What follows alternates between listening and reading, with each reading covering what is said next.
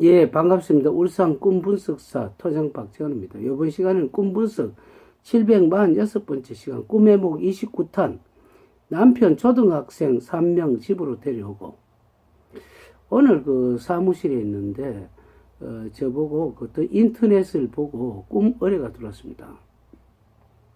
꿈 의뢰가 들어오는 내용은 그 자기 남편이 그 밖에서 들어오면서 초등학교 한 3학년 정도 되는 아이 3키를 데리고 왔는데, 여자아이 3명을 데리고 왔는데, 그 각각 여자아이가 엄마가 다 다르답니다. 그러니까 딴 여자가 낳은 아이 각각 1명, 그러니까 3명을 데리고 왔다. 이런 꿈을 꿨습니다.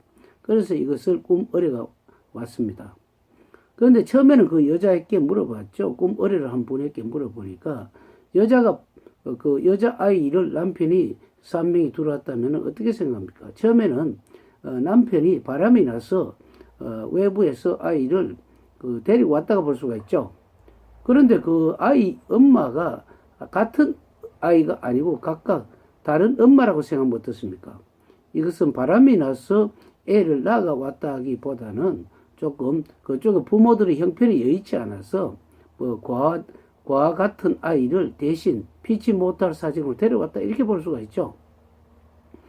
그런데 보통 대부분 어떻습니까? 그 남편이 바람을 피웠으면 이혼을 하겠지만은 피치 못하게 좀 도와줘야 될 일이 있는 아이를 데려올 경우에는 처음에는 뭐 조금 티격태격 하다가 나중에 보면 남편이 이해하게 되면 어떻습니까?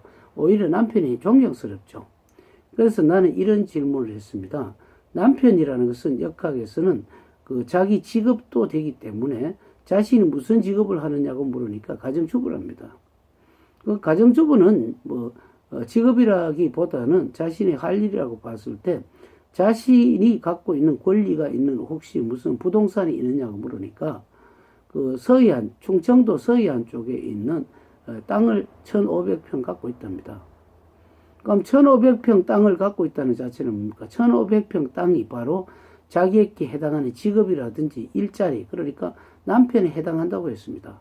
그렇다면 3명이라는 것은 무엇일까요? 1,500평을 3번 나누면 어떻습니까?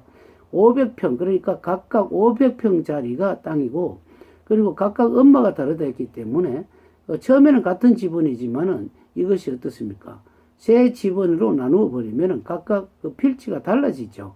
그렇기 때문에 이것이 각각 엄마가 다르다고 이렇게 볼 수가 있죠.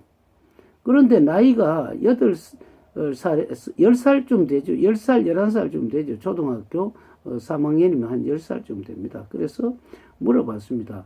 그 10살쯤 되는 아이가 키우기가 어렵냐, 쉽냐고 물어보니까 뭐 10살쯤 되는 아이는 키우기 어렵지는 않답니다. 그런데 애들이 보통 뭡니까? 6학년이 되면 중학교 가죠. 중학교 가게 되면 오히려 그 부모들을 많이 거들어주는 경우가 많죠. 그렇다는 것은 그 각각 물어봤습니다. 그 한 개 땅이 얼마쯤, 전체 1,500평이 얼마쯤 되느냐니까 지금 팔면은 그 4억 5천쯤 된답니다. 그 30만 원 정도 되면 4억 5천이죠. 그런데 30만 원을 주지 않는답니다. 그렇다는 것은 여기서 뭡니까? 아까 초등학교 3학년이라는 것은 각각 3학년이기 때문에 10살, 11살이 되죠.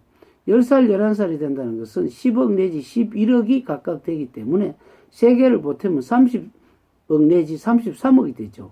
지금 4억 5천에서 7배 정도가 되지 않습니까? 그렇다는 것은 초등학교 3학년이 되면 어떻습니까?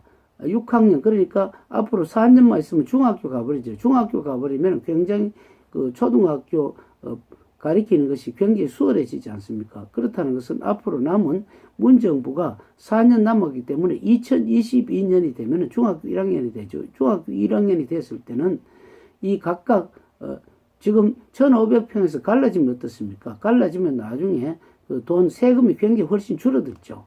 줄어들기 때문에 그때까지 가면은 현재 4억 5천짜리 땅이 30억 내지 33억이 된다고 했습니다. 이렇게 좋은 가치가 있는 땅을 구태여 팔 필요가 있느냐? 그렇게 하니까 참 그 자칫하면 남편은 오해할 뻔했다면서 굉장히 웃는 사례가 있습니다. 다음 시간에는 길 가던 여자 중 단발머리 남편에게 키스하는 꿈에 대해서 설명하겠습니다. 감사합니다.